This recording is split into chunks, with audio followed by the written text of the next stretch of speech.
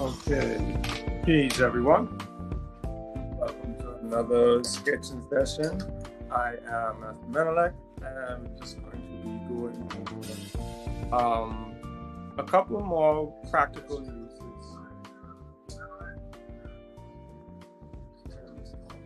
I don't know how I did that.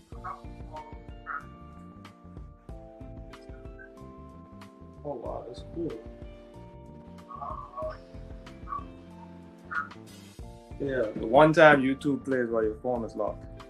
um, so yeah, I'm going to be going over a couple more, I guess, practical applications of using lines in the form of measurements, right?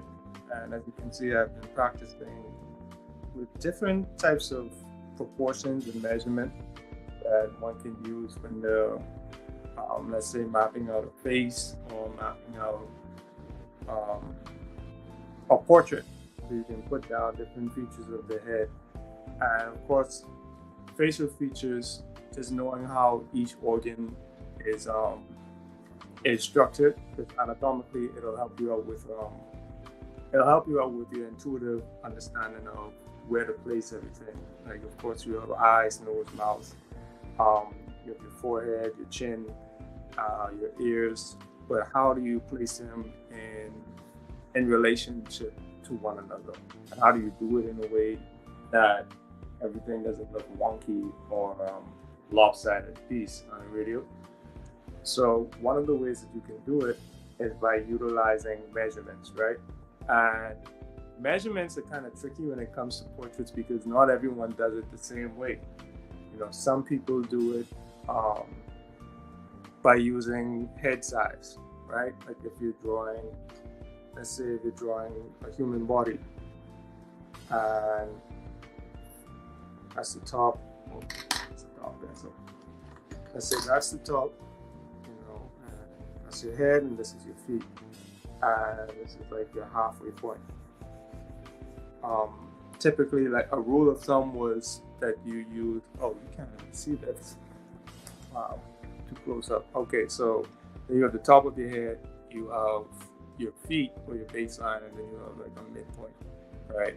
And two important measurements that you're going to need to learn are 1/3 and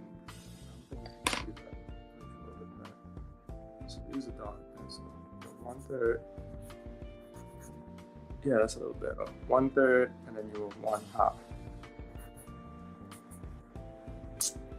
9 inches. I think I'm at work. But yeah, 1/3 and 1/2. And the reason why these two are so important is because you can use them to sort of gauge the proportions of the head, right? So on this example, well, the sketch that I was using when I was following the examples, this is another one. This is from another one of Alfonso Dunn's his videos. Remember I told you in a previous session, two people who I'd really learned a lot from in terms of portrait drawing and anatomy in general are Alfonso Dunn and Stan Prokopenko. I'll put a link to both their channels in the description. They have a lot of like tutorials and how-tos. So this one was a how-to from Alfonso, and this is a technique that I've been utilizing because I've noticed certain relationships between certain features of the face, and he really went into depth.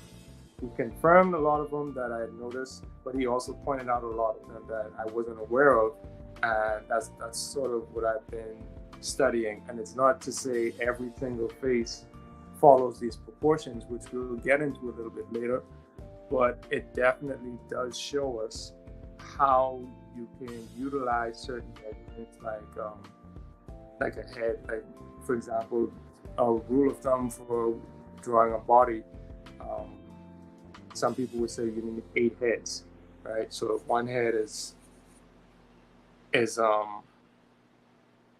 let's say this large, then obviously this is a half. So half of 8 is what? 4. So you're 1, 2, 3, and 4, and then you have 1, 2, 3, and 4, right? Somewhere along those lines. Of course, I got the measurement of the heads a little off, but you want to make sure that each head is of equal length.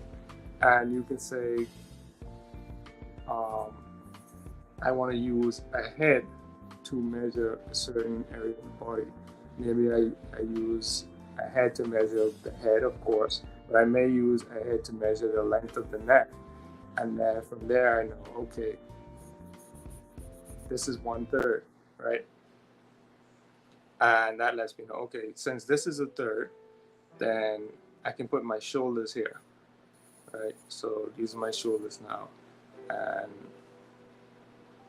this would be half here, and this would be my other third, right? So I've just divided this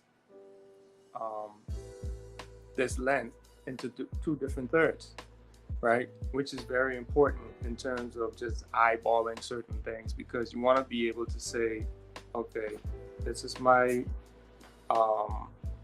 these are my boundaries, whether it's from head to toe or whether it's from head to chin. These are my boundaries. This is my halfway point, if I need to use a halfway point as a frame of reference, and these are my thirds, right?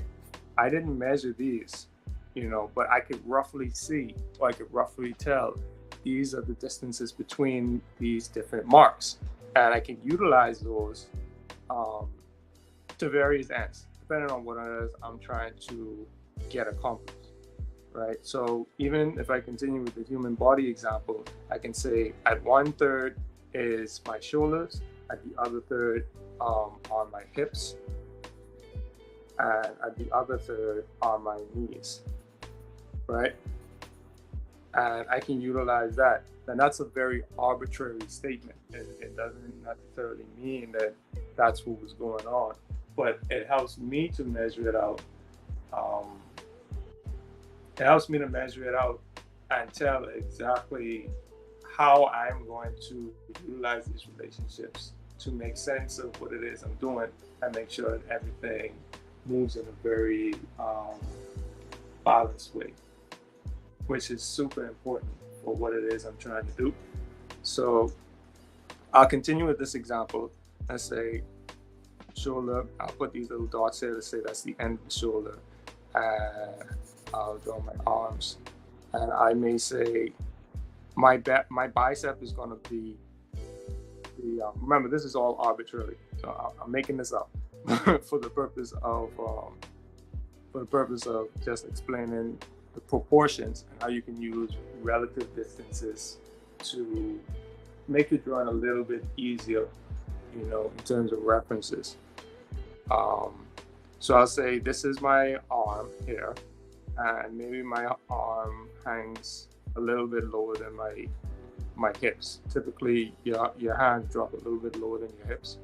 So let's say I want my bicep or my elbow to drop to, I don't know, a head and a half.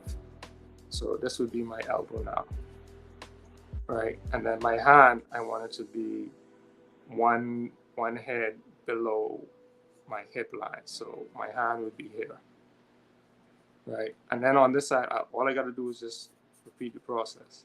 Here, right?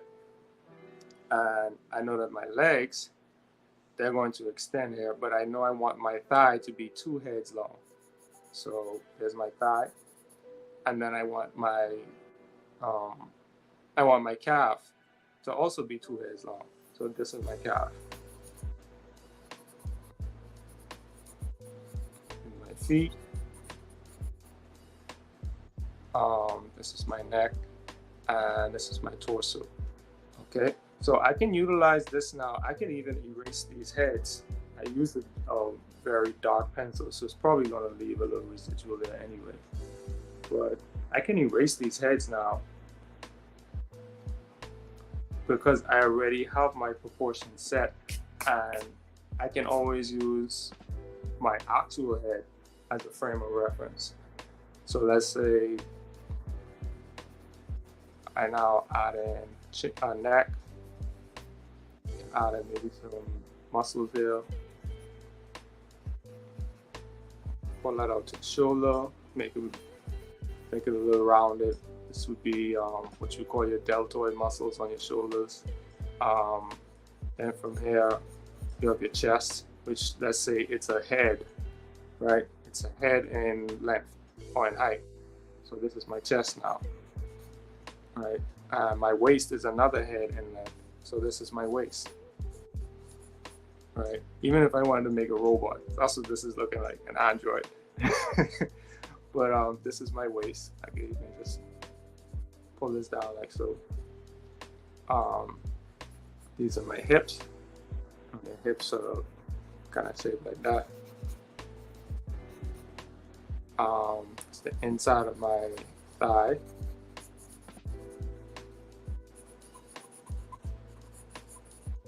My calf.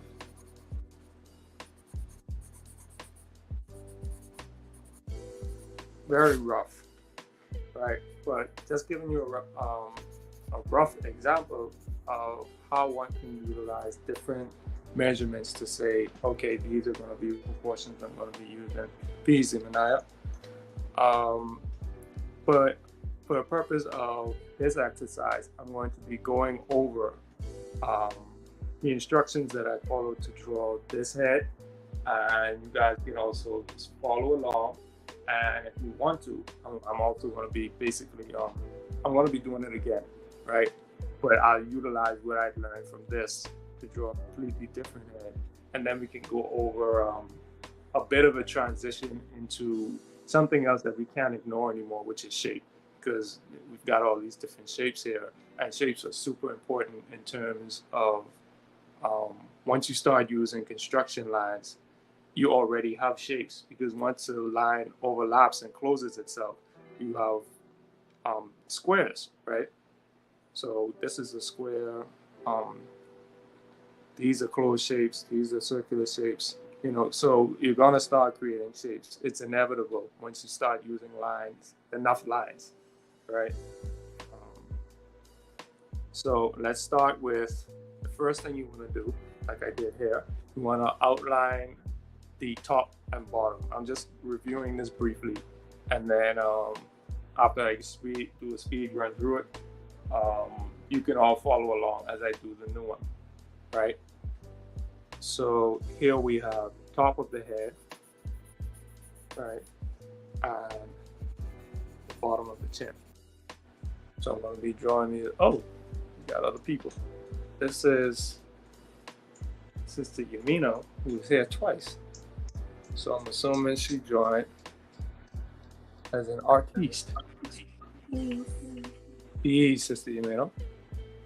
How are you? All I see is teeth.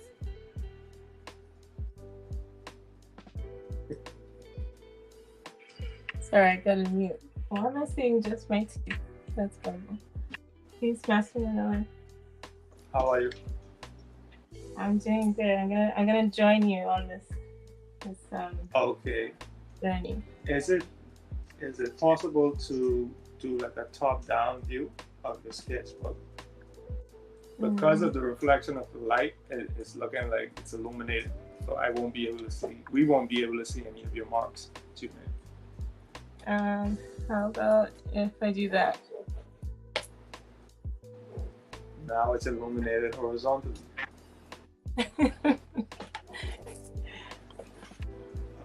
I don't know though. If you make any marks, come back. You said you'll try and come back? Yeah. Okay. In the meantime, I'll just be going over this. Are you able to?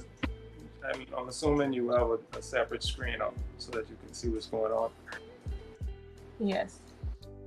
Okay, cool. So you should be able to follow along while you're, calibrating. Yep, I'm here. Okay, cool. All right, so I'm gonna continue along on my side. Okay. So of course we have top and bottom, and we have our center line, which we went over. I think it was last session. The center line is what divides your shape in half, right? And you can see I did my warm-ups. But let's see. I just draw a straight line downwards,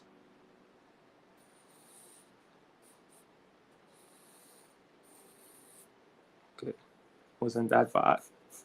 And I'm only drawing these lines so dark so that you all can see. But typically you don't want to press that hard, and you want to make your lines very light, because construction lines are meant to be erased. Okay, they're not meant to stay there.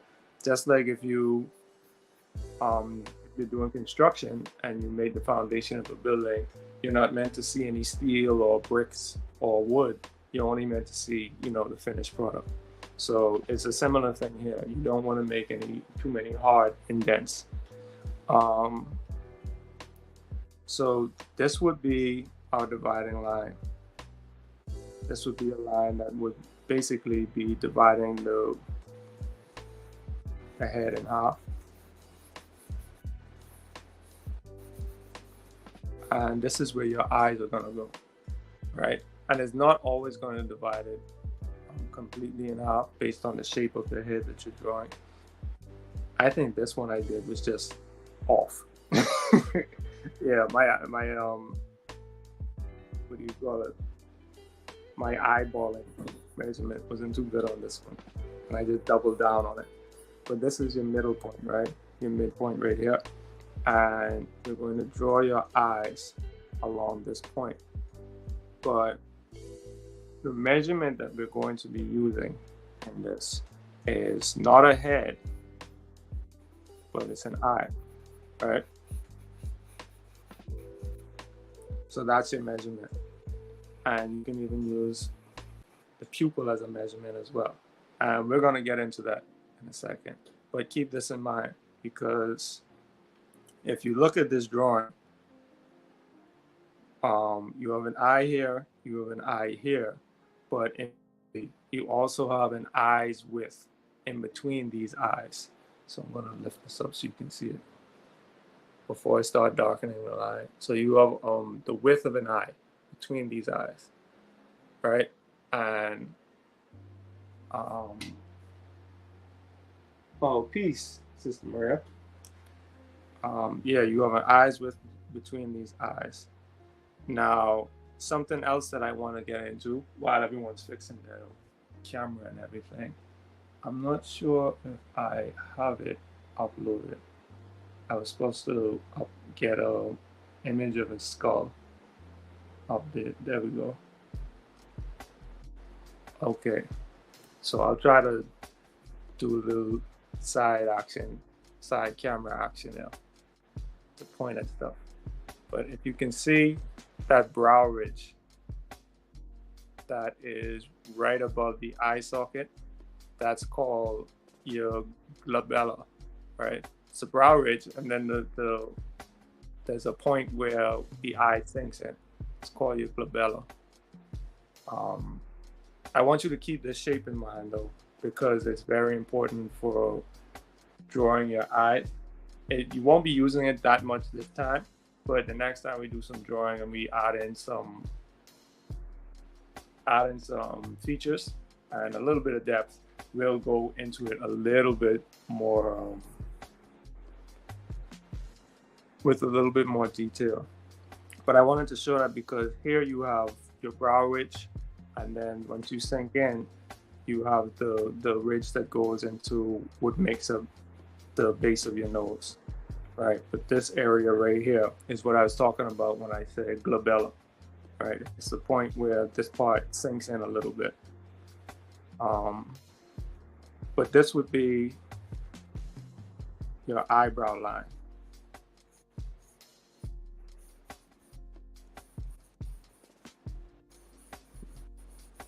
Right here. And this would be the line that indicates the base of your nose, right here. Okay. Now the thing about this is, like I said, the proportions aren't exact, but what you have here, if you exclude this line, if you don't look at this line, you have a third, right? Like we were talking about down here. You have a third and a third, right? One third, and then you have the half. Here you have 1/3, and you have 1/3, all right? Bottom, third, third, and this is your other third. That marks the top of the head. And the eyes don't sit directly in the middle. That's why the half looked a little wonky earlier. It doesn't sit exactly in the middle. But what you want to make a note of is that third, right? Third. And what these thirds represent are where your eyebrow or your brow ridge and the base of your nose or the tip of your nose are going to be intersecting. So this already tells me that this is where my eyebrow peaks.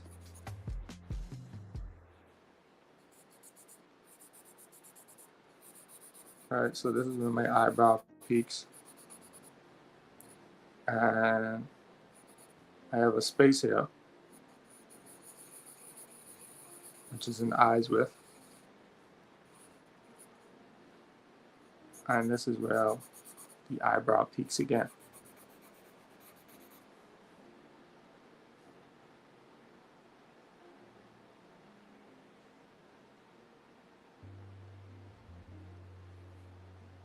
Okay, now we have your actual eyes, right? Remember that eye, you can just draw a circle. And typically want to add the darker lines to the top. The bottom, you don't necessarily have to worry about. That can stay light. And then I have a similar size here, right? Rough estimate of that same size. Let's say, oh, it is perfectly aligned with the lead on my pencil. So I can look at the lead on my pencil again and say, okay, this eye starts here. Right, so it's going to start here and it's going to end around here-ish.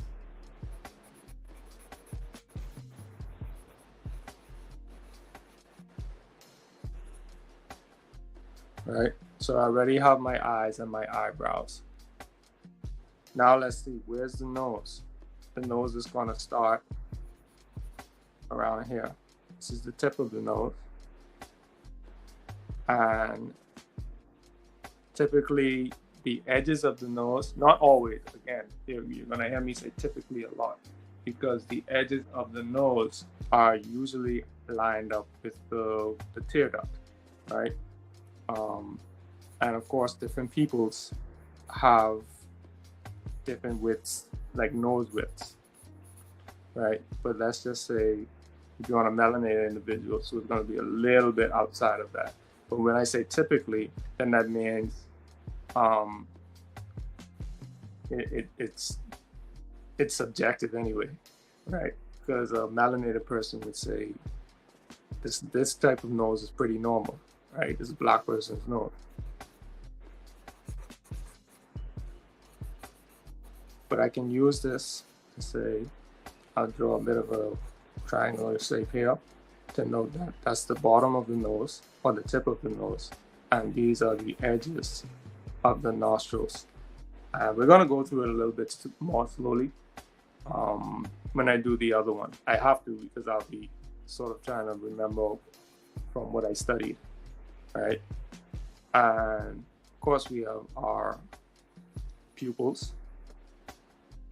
Pupils, when you're looking straight on, the pupils are going to be in the center of the eye. Now, what your pupils can help you with is where you're going to be putting the mouth, because the mouth is typically around a half of this third. So from the tip of the nose to the bottom of the chin, it's going to be, this would be a third or a half of that, right? But this isn't usually where you want to put the bottom of your chin or the top, the bottom of your bottom lip or the middle of your lips. It all depends on who you're drawing. And we're going to go over a couple of faces in a minute before we get back to constructing a face, right? but typically, in some people, you would have the bottom lip here. So just to follow along with the example I had before, that's what I'm going to do. But once I put the lines in, you'll notice these lips are pretty thin, and it's going to change based on who you're drawing. So let's say the midpoint here would be, that's the middle of the mouth, right? You have the bottom, and then you have a little M shape right here. But how do you know the edges of the lips now? How do you know how wide to make the mouth? Of course, the mouth would typically be wider than the edges of the nose. But what you can do is use the insides of the pupil. And that'll help you to determine, oh, look at me, not using my lines. That'll help you to determine the outsides or the corners of the lips. So that's one corner here, I'll just make a dot. And this is the other corner. Being pulled out from that pupil. I just heard popcorn. So we have Sister Yamina joining in. Okay, Yamina. Okay, now we can see what's going on with the people.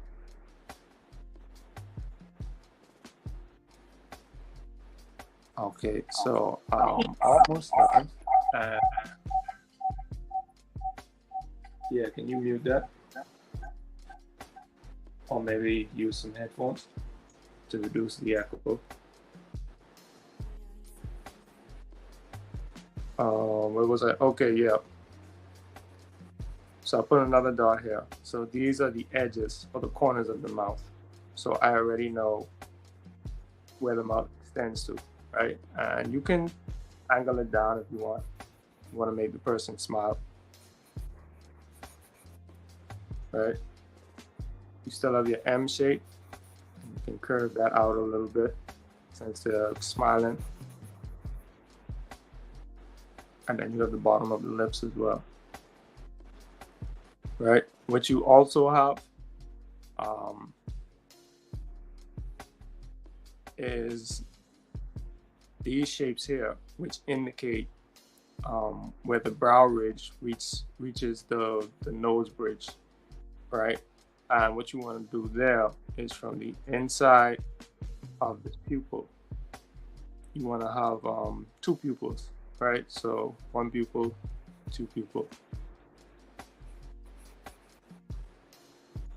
Same here, one,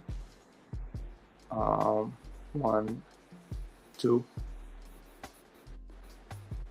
Or typically what I just do is I follow the brow ridge. And that usually leads me to the eyebrow. You can make a little line here just to indicate that's where the nose bridge is. And from here, you want to draw another eye, right? Not draw it, but you want to space it out, another eye, and that'll indicate the furthest reaches of the face. So another eye here, furthest reaches of the face, which means when I draw my cheekbones, they won't extend beyond those two lines. Okay, so now that I have all of these shapes, and let's say I want to draw these cheekbones, I know that the ear, it typically starts along this line, right? So if I want to draw my ear now, it's usually, if it's looking straight on, if the face is looking like straight on, then you can draw the ear. And it's going to connect with this line here, this third. It may not be that big. She's about to take off. Okay, but it connects with this line here, on this third. And same goes here. You can start it off here. and it'll connect with this third.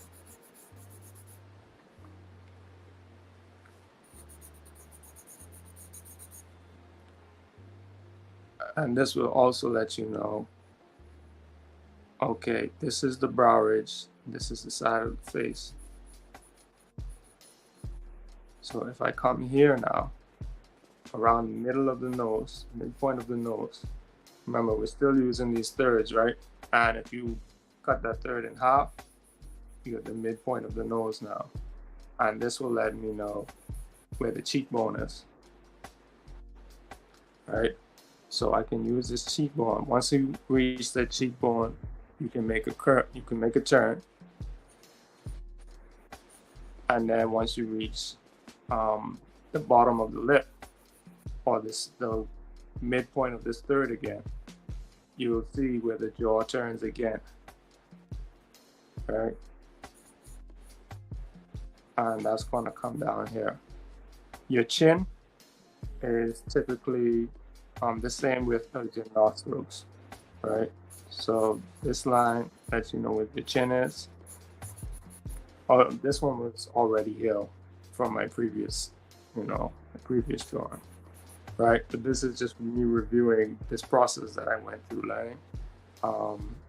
So you have this line here. So this is where the jaw turns.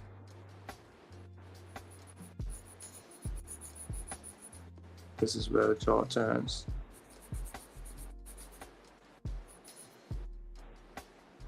Oh, I'm sorry. That's not where the jaw turns.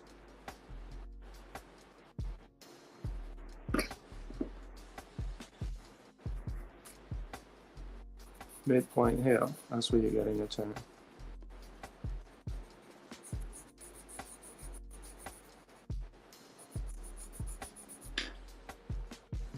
Right, and I tried to explain that as briefly as I could because I do want to keep a closer eye on my time. And like I said, the halfway point up here, because this is the top of the head, you have another half point, all right? And this halfway point will let you know, okay, this is where the hairline is typically. Of course, the forehead isn't going to be that small. Again, you're using these measurements. So let's say if I want to do a half of a half, this looks like a more reasonable shape up, right? But I can use this to say this is where her hairline starts. And if I want to give her a bang, even if I want to cover the ear, because I already put the construction lines down, once I've covered that with whatever kind of funky bang she's got going on there, then everything's cool. And I can just raise this up. Remember, this is the top of the head, but the hair doesn't lay flat on the head, right? You want to give it some volume. So let's draw it like that.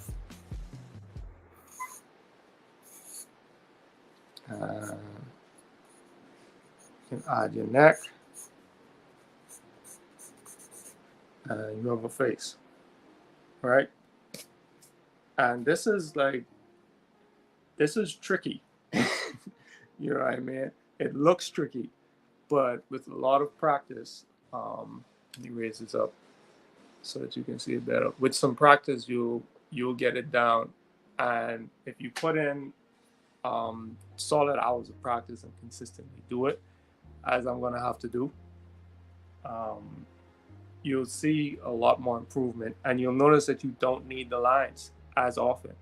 You may make simple markings or simple gestures or simple landmarks just to say, okay, I make a turn here, I turn this way, or the cheekbone is a little lower than the eye, or it's a little higher. The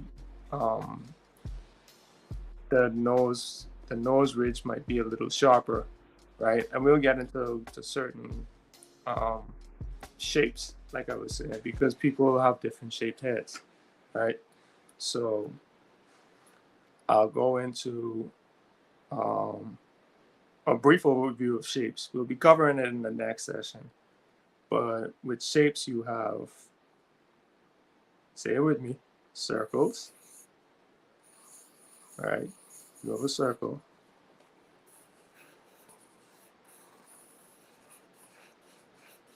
Or you have messed up pancakes, didn't come out right, but whatever, roughly a circle, right? You have your circle,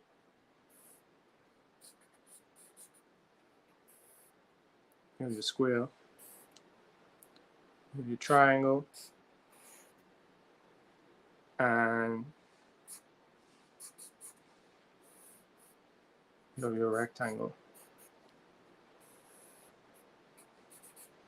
And you can make plenty of geometric shapes just from these four shapes, right? But they exist in a lot of places where we don't typically see them because we expect them to look this clean or this simple, right?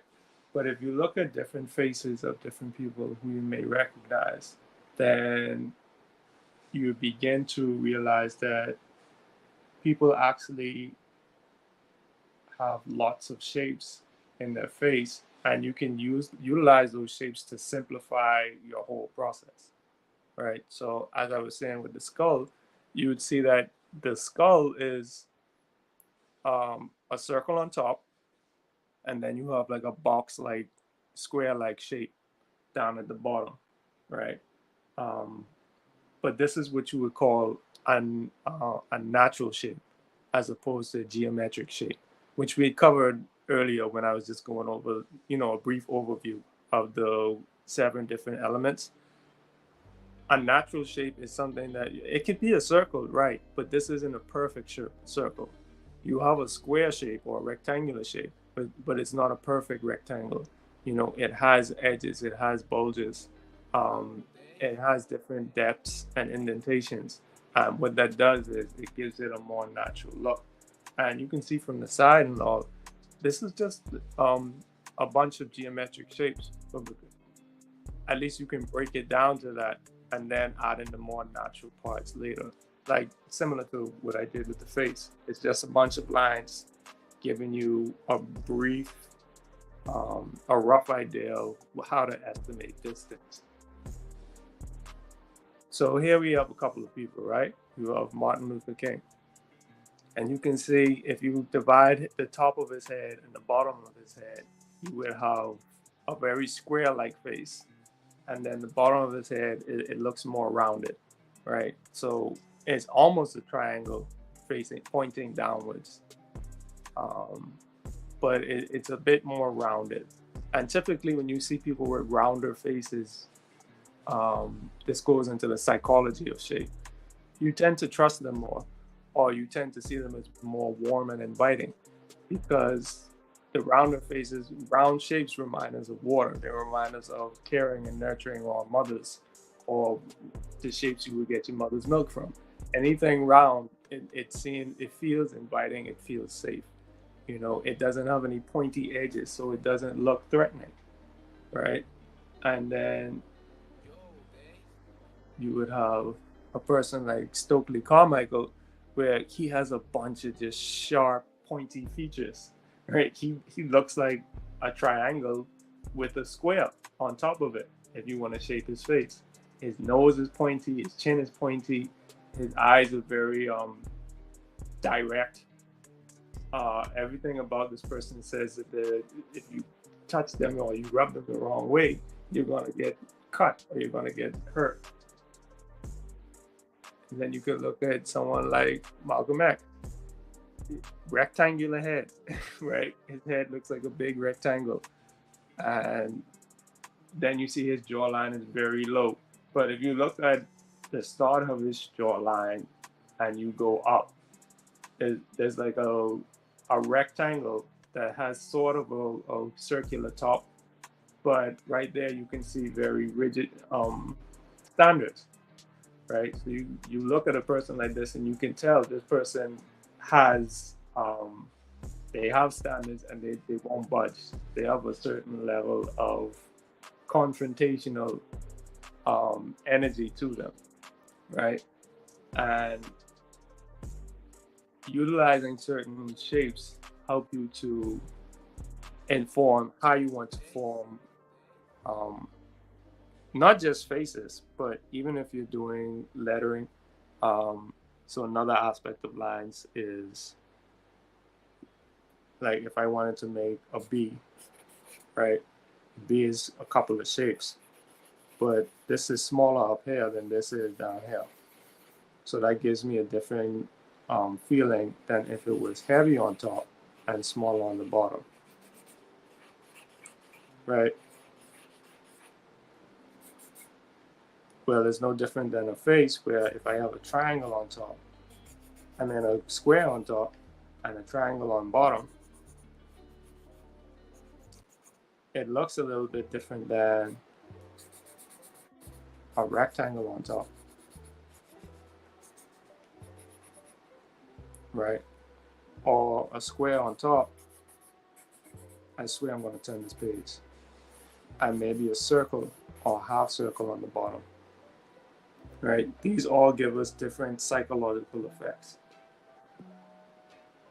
And I just wanted to point that out because as we get into drawing different faces, you'll notice that each of these different elements or each of these different facial structures, they would become a bit more prominent. And obviously it's going to space out these proportions. So like I said in the beginning, which is very important, these are not ironclad rules. You're just using construction lines to map out the distance between different facial features, right? And you can utilize this with drawing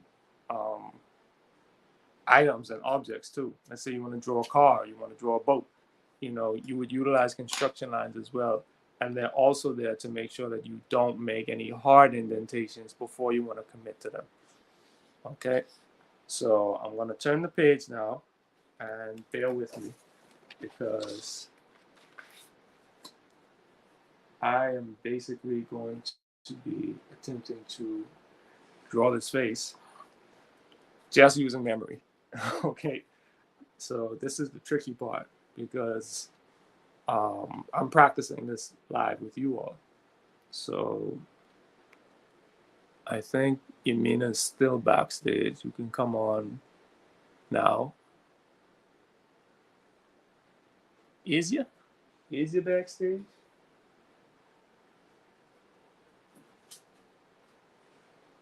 I'm gonna see if I can elevate this book so that when she does join, you can see everything a bit more clearly as I draw all of my papers.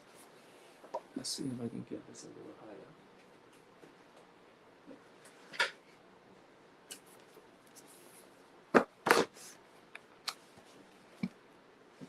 Okay, that might be a little closer, a little better. All right. Oh, there she is. So we're going to start, of course, like I said, with the lines that denote top of the head. And I'm going to be drawing dark lines again, just so you can see. I think you can see that. Top of the head. Let's say this is the bottom of the head, right? No matter which, I think you can see inside that frame. I just can't move the book. No matter which proportions you want to go with, but you want a tall head, small head, doesn't matter that much.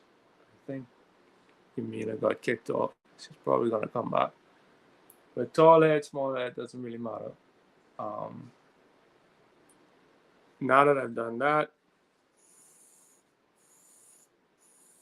my center line, midpoint, third.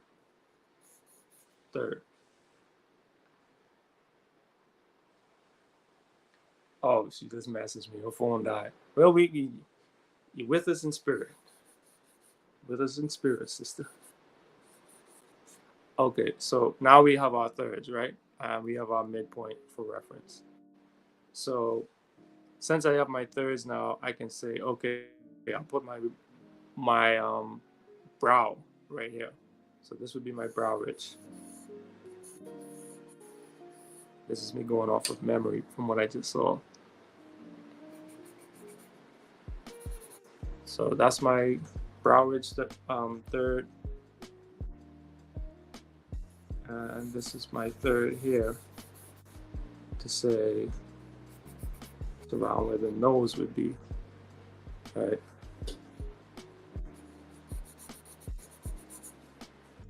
I'll put my eyebrows right here.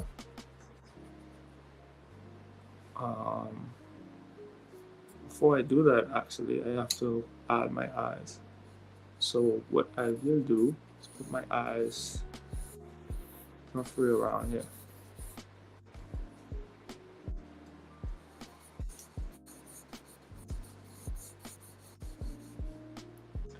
And since I put my eye here,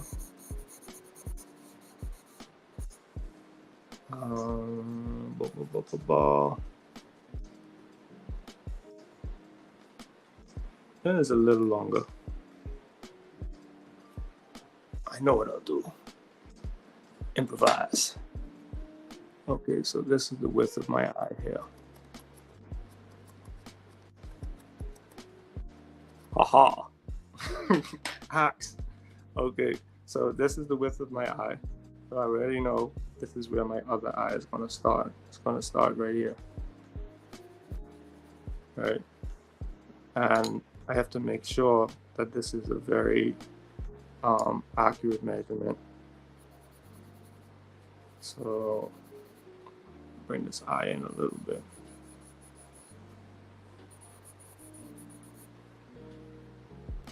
Yeah, so I'll do it right there. All right, I'll close this eye off right here.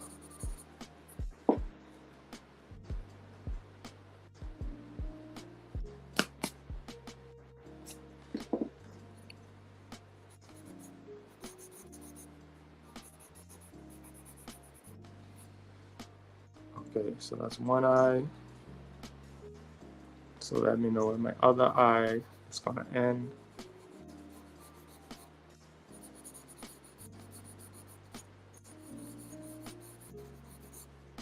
All right, and this will let me know where my eyebrows are gonna begin.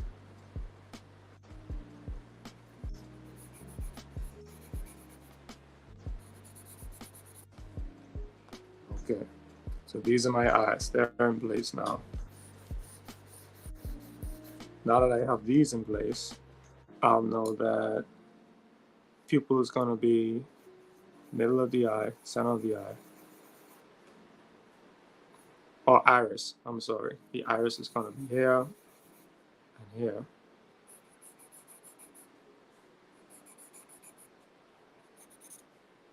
And then we're going to have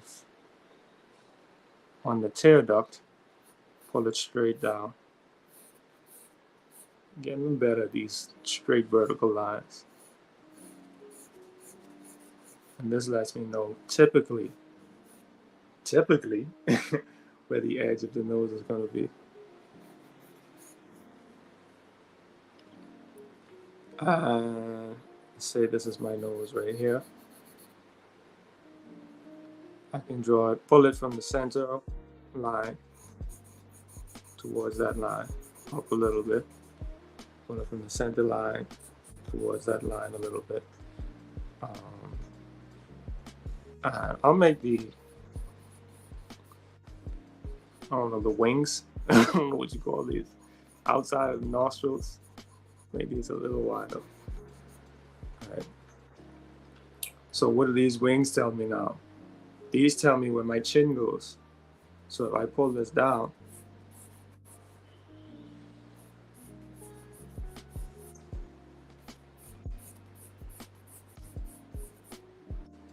I know that my chin is this wide. And if I pull the inside of my irises down, remember this is your measurement for the corners of the mouth. Yeah.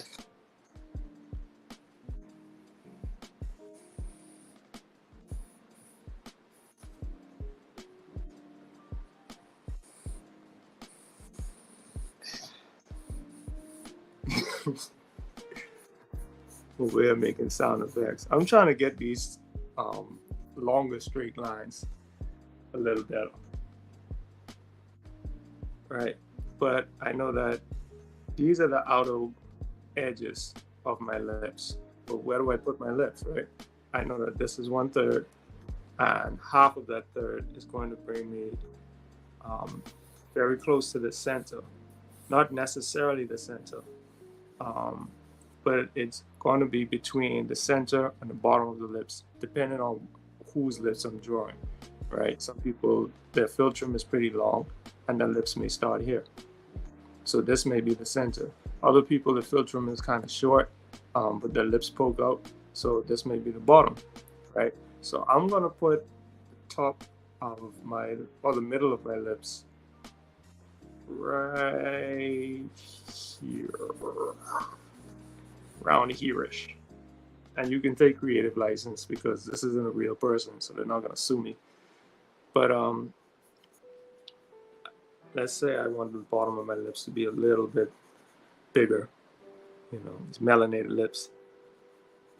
So I'll say the bottom is here, and I'll say this is the center, and this is the top. And with the top, you can always just draw a little M shape and drag it out where? To the corner. So you have your corners here. Since we've established that this is the center, and you can just pull that out, and this is the center of that M, and then you can pull that out, right? So it's looking kindish good, goodish. And of course, this is your bottom of your lips, and you can do whatever you want with them, depending on your art style and your drawing style. Now, you can do some fancy stuff with your lips to make them more pronounced and shapely. Typically, you can follow this shape here.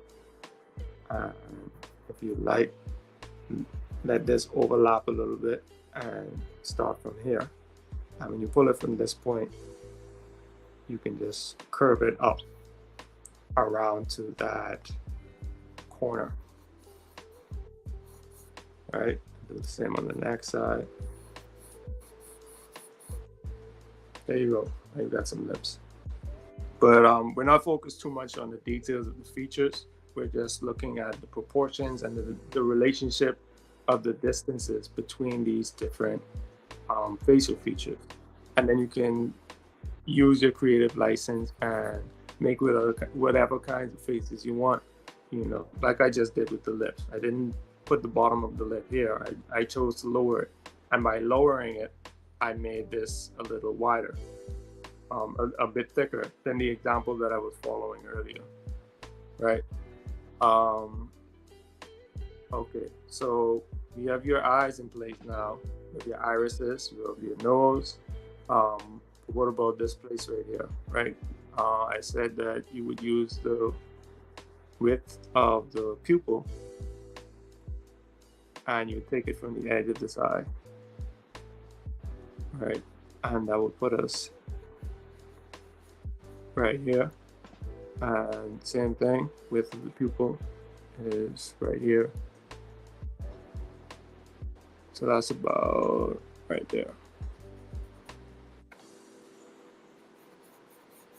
Or again, just to make sure you got it, you know, you can follow the brow ridge.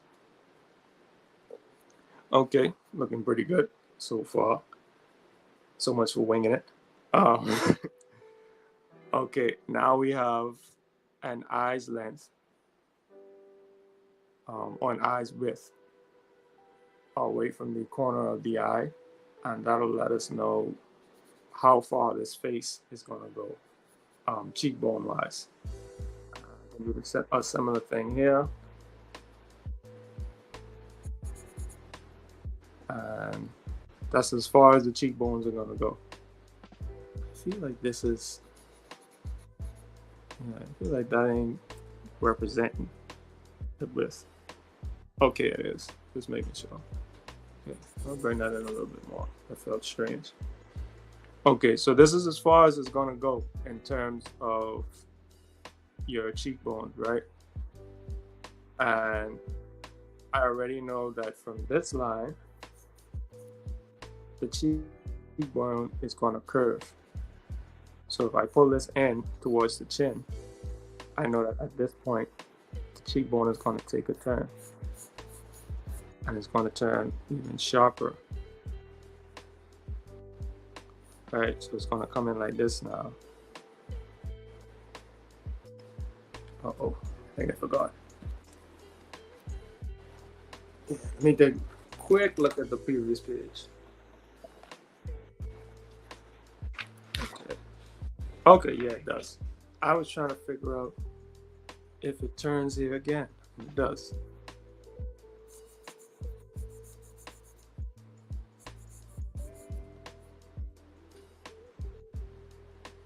Okay, so you have a point here, where it turns. And this is to make sure that your cheekbones don't go beyond it. Even though the side of your head may be here, you know, it may come like this. This is as far out as your cheeks are gonna go. Okay, and I could do something similar on the other side. Make it symmetrical. And this is as far as I'm going. And this is as far as I'm going. All right. I come here. Make a sharp turn here. And I make another sharp turn right here. You have your eyes that are typically in alignment with your brow ridge at the top. So this is eyes. This is the top of my ears. Right? The tip of the ears. And they usually come down to this point here, or maybe a little higher, depending on the angle that you're looking at it from.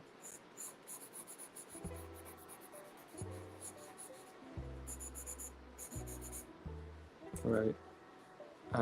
Like I said, you come down lower, or it may even be a little lower at the top too. You know, whatever looks natural.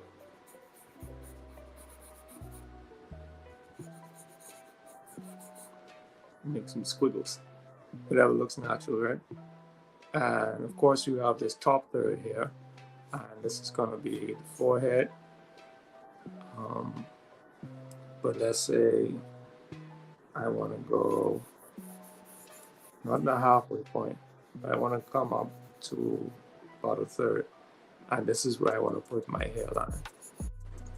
Right, and say the hairline looks something like, make it a little different. Say it comes flowy like so. Hide that ugly top of the hair, right? And of course you recognize the S curve.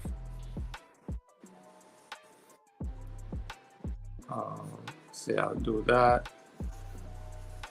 And I'll do the same thing on the next side. Or I'll switch it up, make it a little bit more stylish. I don't know. But yeah, you know, all I did was use the construction lines that followed along with the tutorial, and this is helping me to make a lot more informed decisions in terms of how to map out a face, because I'm kind of familiar with shading, but sometimes I'm shading things and I don't obey the structure of the skull, which you have to always imagine as being below what it is you're drawing. So that's another thing that we'll explore for another time.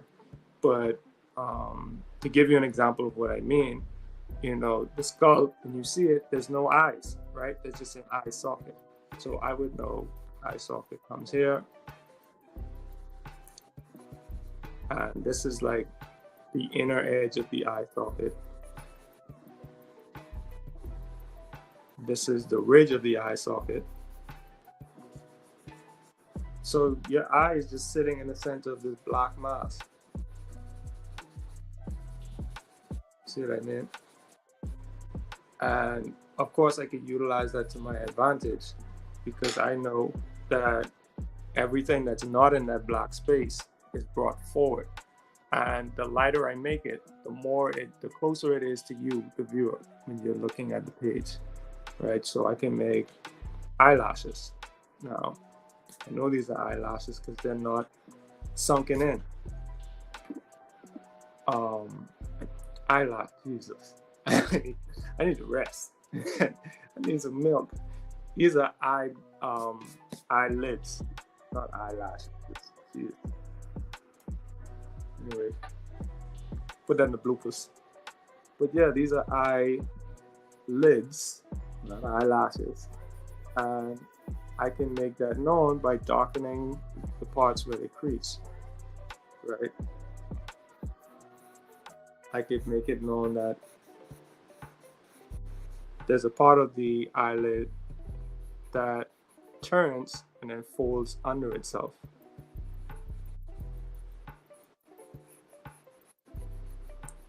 And this is also when you get into value as well. And I also know that eyelid casts a shadow. So I can even make this top half a little bit darker, right? And there's a lot of things you can do once you understand depth. I know that this is going to cause things to get darker here, get darker here. It's going to get darker here on the sides because, again, this part is coming forward. But the construction lines help me to map out exactly what's going on with the proportions, and that'll help me make more informed decisions about how I want to shape the face, right? And this is like almost arbitrary shading, right? Because I didn't determine a light source or anything like that.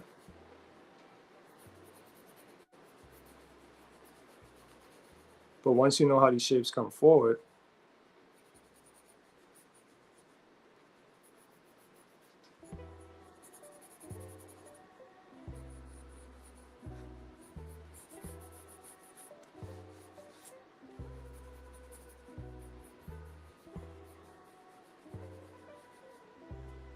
you can start to play around with it, add stuff, erase stuff.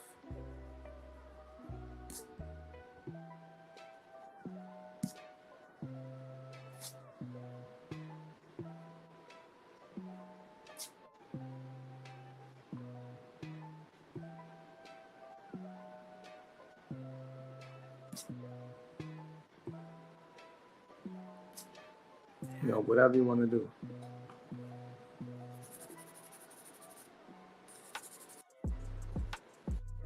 You can use contours to say, okay, this is a very sharp turn.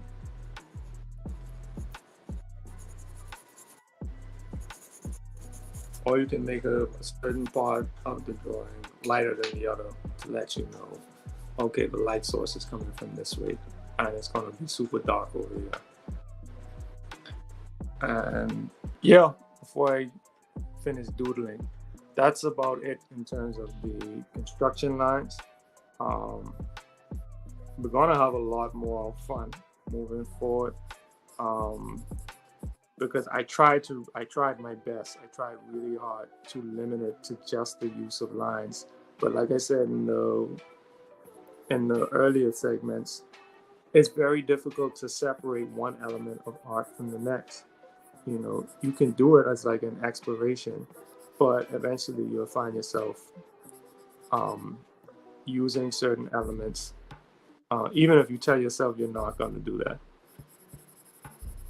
Right? So this has been a sketching session.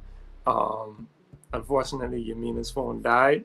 Otherwise, we would have been able to go over it in a little bit more depth and maybe even field some questions.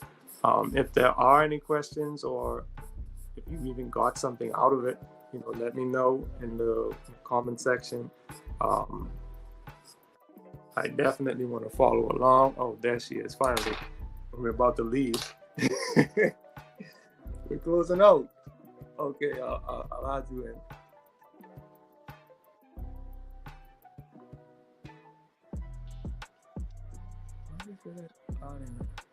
There we go. Please, Jimena. Please sit down. Can you see my screen? Okay. I can see it. You're gonna have to turn it, reorient it. Turn it 90 degrees. Yeah, that way. Okay, I'm gonna turn it this way. Can you see? Okay, I can kind of see. I'm waiting for it to realign. There. There you go. Hey, who's this handsome fellow? I don't know. I think I put the eyes too high and close together, and as I was following your grid, that's just what came. So. Oh, okay. And so I want to ask, like, what do you do when, like, the face is turned a different angle, like it's not straight on? How do you draw the straight on? There are different ways to measure it. This is for the straight on view. What we can do is the profile view next time. In terms of the eye problem, though, remember that you want to keep the width of an eye, because we were using eyes to measure this segment here.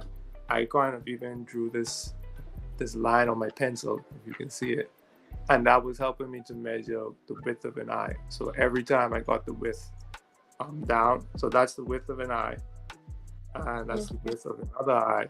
But in order to tell how much space to put between it, you just add a third eye, right? And you put that in between them. And that'll help you with space of the eyes and the eyebrows as well. And the third eye. Okay, cool. Yeah. Third eye, right? Yeah, but we can definitely go over the profile view next time. We can utilize some shapes to help with just to help with the face shape a little bit more. This is kind of like a very stock standard shape because it follows such rigid measurements. But as you get used to drawing out these proportions, you can then start to play around with how the distance from the bottom of the nose to the lips, or maybe even the distance between the bottom of the nose and the eyes. You know, some people have very small foreheads, and some people have 5 heads. You know, however you want to measure the face, that'll also determine how people perceive that person. So if you're making like characters or something like that, you want to use a lot of circles if you want the person to seem friendly, even if they're huge in proportion to everyone else. If they're rounded, they're gonna look a lot friendlier than something that's huge and pointy. You know.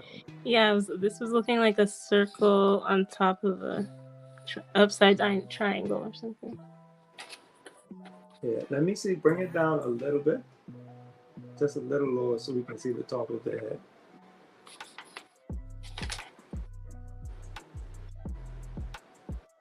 You see? I'm looking on my other screen. I can see a little bit. Okay, you got a little. What's the father's name from Twilight? You got that type of thing going on. That is so specific and on point. I know exactly what you mean. A little John Travolta-ish, I think. Yeah, little Johnish. Yeah, man. So that has been our sketching session, you know, and I'm gonna put this book away before I'm here all night. But I give thanks to you all for joining. Give thanks Sovereignty and Imanaya for always coming through, and of course Jimena for always assisting and for joining in this time. You know, but until next time, we'll keep practicing, keep reviewing, and we'll come back with shapes. Okay, peace, everyone.